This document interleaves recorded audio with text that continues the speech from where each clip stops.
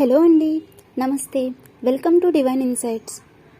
ఇవాళ వీడియోలో రాధ ఎలా మరణించింది, అలాగే కృష్ణుడు ఎందుకు తన వేణువును విరిచేశాడు అన్న విషయాలు తెలుసుకుందాం. ఈ విషయాలన్నీ తెలుసుకోబోయే ముందు ఎవరైతే నా ఛానల్ని ఫస్ట్ టైం చూస్తున్నారో వారు లైక్ చేయండి, షేర్ చేయండి అండ్ సబ్స్క్రైబ్ కూడా చేయండి. పక్కనే ఉన్న బెల్ ఐకాన్ క్లిక్ చేయండి. అలా చేస్తే నేను పెట్టిన వెంటనే వీడియోస్ మీ మొబైల్లోకి వస్తాయి. అప్పుడు మీరు ఇలాంటి మరిన్ని ఇంట్రెస్టింగ్ వీడియోస్ చూడవచ్చు. ఇంకా లేట్ చేయకుండా వీడియోలోకి వెళ్ళిపోదాం. ప్రేమ అనగానే మనకి మొదట గుర్తొచ్చే జంట రాధాకృష్ణులు.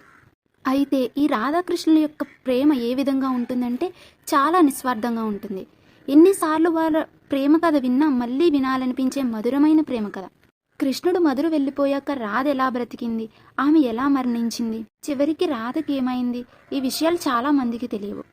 ప్రాణం కంటే ఎక్కువగా ప్రేమించిన రాధను ఎందుకు కృష్ణుడు పెళ్లి చేసుకోలేదు? శ్రీకృష్ణుడు తన చిన్న వయసు నుండే రాధను ప్రేమించాడు. రాధ కృష్ణుణ్ణి తొలిసారి ఎప్పుడు చూసిందంటే యశోదాదేవి కృష్ణుణ్ణి అల్లరి చేస్తున్నప్పుడు చెట్టుకు కట్టేసింది కదా, అప్పుడు చూసింది. ఇక చిన్నతనంలోనే మొదలైన వారి ప్రేమ, రాధకు కృష్ణుడి మీద ఉన్న ఆరాధన భావం, వారి ప్రేమ గాథలతో గోకులం నిండిపోయింది. రాధాకృష్ణులు ఒకే ఆత్మగా మెలిగారు. అయితే కృష్ణుడు గోకులం వదిలి మధుర వెళ్ళాడు. ఆ సమయంలో రాధతో జరిగిన గొడవలో రాధ అలిగింది. కృష్ణుడు రాధకు ఎంత సర్ది చెప్పినా రాధ కృష్ణుడు మాట వినలేదు. అయితే రాధకి కృష్ణుడికి స్నేహితుడైన సుధామ కూడా వచ్చి నచ్చ చెప్పినా రాధ సుధామను తిట్టింది. అప్పుడు సుధామకు రాధ మీద కోపం వచ్చి ఆగ్రహించి, నీవు ఎన్నటికీ ప్రేమించిన వ్యక్తిని పెళ్లి చేసుకోలేవు అంటూ శపించాడు. అయితే కృష్ణుడు రాధను పెళ్లి చేసుకోవాలని అనుకున్నా కృష్ణుడి కంటే రాధ వయసులో పెద్దది కావడం వల్ల తల్లి ఒప్పుకోలేదు. ఈ విధంగా సుధామ ఇచ్చిన శాపం వల్ల రాధ కృష్ణుని వివాహం చేసుకోలేకపోయింది. తరువాత కృష్ణుడు ద్వారకకు వెళ్ళిపోతాడు. అక్కడే రుక్మిణి, సత్యభామ, జాంబవతి అలా 8 మంది భార్యలతో 16,000 మంది గోపికలతో ఉన్న రాధలేని లోటు ఉండేది. రాధ తన బాధ్యతలను పూర్తి చేశాక కృష్ణుడి వద్దకు ద్వారక వెళ్ళింది. అయితే ద్వారకలో ఉన్న ప్రజలెవ్వరికీ కూడా రాధ గురించి తెలియదు.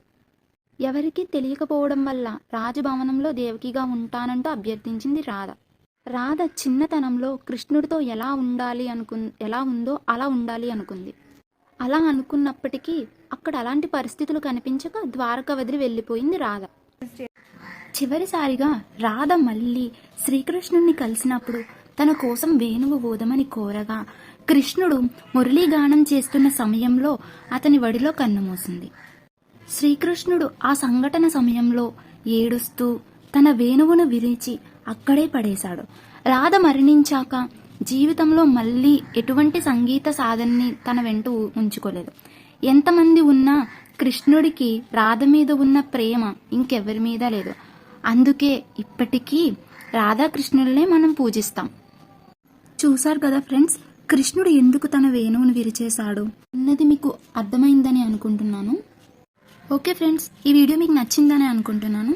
ఇలాంటి మరిన్ని ఇంట్రెస్టింగ్ వీడియోస్ కోసం నా వీడియోని లైక్ చేయండి, షేర్ చేయండి, సబ్స్క్రైబ్ కూడా చేయండి. Thank you for watching.